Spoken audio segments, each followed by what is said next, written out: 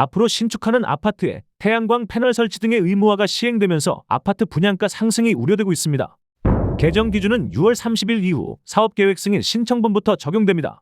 그렇지 않아도 자재비와 인건비 상승에 따른 분양가 고공행진이 이어지고 있는 가운데 온실가스 감축을 너무 빨리 국민들에게 떠넘기고 있는 것 아니냐는 논란도 커지고 있는 상황입니다. 국토부는 친환경 주택 건설 기준을 개정하고 제로에너지 건축물 5등급 인증이 시행되면 민간 아파트의 경우 전용 면적 84제곱미터 기준으로 공사비는 현행보다 가구당 약 130만 원 상승할 것으로 예상했습니다. 매년 세대당 약 22만 원의 에너지 비용 절감이 가능하고 추가 공사비는 약 5에서 6년이면 회수 가능할 것으로 추정된다고 밝혔습니다. 그리고 장기적으로 입주민의 관리비 부담 완화에 기여할 수 있을 것으로 기대된다고 설명했습니다.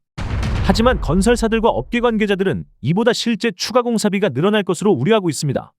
원자재 가격 급등과 맞물리면서 실제 추가 공사비는 국토부 예상보다 큰 폭으로 상승해 가구당 300만 원 이상이 될 가능성도 제기했습니다. 또한 이 기준을 충족하려면 공사비가 기존보다 26에서 35%가량 뛸 것으로 내다보기도 했습니다. 업계 관계자는 정부의 설명대로 에너지 사용량을 고려했을 때 회수가 가능하다는 것이지 공사비가 줄어든다는 의미는 아니며 적든 많든 분양가에 영향을 미치는 건 사실이다라고 밝혔습니다. 개정안에 따라 민간 사업 주체는 신축 공동주택의 에너지 성능 기준 또는 시방 기준 중 하나를 선택하여 등급 Gb 5 수준의 에너지 성능을 충족해야 합니다. 성능 기준의 경우 1차 에너지 소모 기준을 기존 120kW 미만에서 100kW까지만 사용할 수 있게끔 강화했습니다.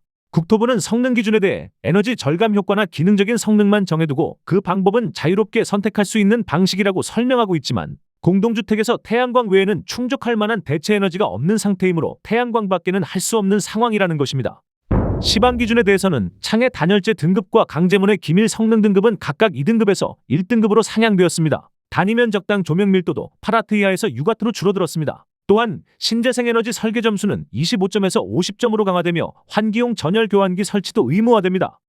현재 태양광 패널의 수명은 제품과 환경, 관리 상태에 따라 다르지만 약 20에서 25년 정도를 보고 있습니다. 그리고 부속품인 인버터의 경우는 그보다 수명이 짧은 것으로 나타나기도 합니다. 여러 가지 수명이 늘어난 제품도 나오고 있지만 문제는 가격이며 수명이 다한 태양광 패널의 재활용 문제도 대두되고 있는 중입니다. 수많은 재활용 기술과 방안이 나오고는 있지만 일반적으로 상용화는 낮은 수준인 게 현실입니다. 재생에너지 확대에 대한 찬반 논란은 계속 이어지고 있는 가운데 수출 기업들의 친환경 에너지 확대부터 선행되어야 한다는 의견도 지배적입니다. 당장 급한 수출 기업들의 친환경 에너지 문제가 해결되지 않은 상태에서 민간 공동주택의 에너지 성능 향상으로 탄소 중립을 위한 국가 온실가스 감축 노력에 부응할 수 있을 것으로 기대된다는 국토부의 말이 어이없게 느껴지는 국민들도 많을 것입니다.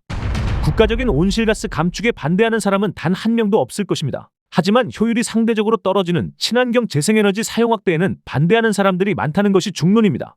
앞으로 태양광을 설치하는 아파트들의 분양가 상승과 관리 문제, 그리고 수명이 다한 패널의 폐기와 재설치 문제 등이 복합적인 갈등과 비용 부담 등의 사회적 문제로 대두되지 않을지 우려의 목소리가 나오고 있는 중입니다.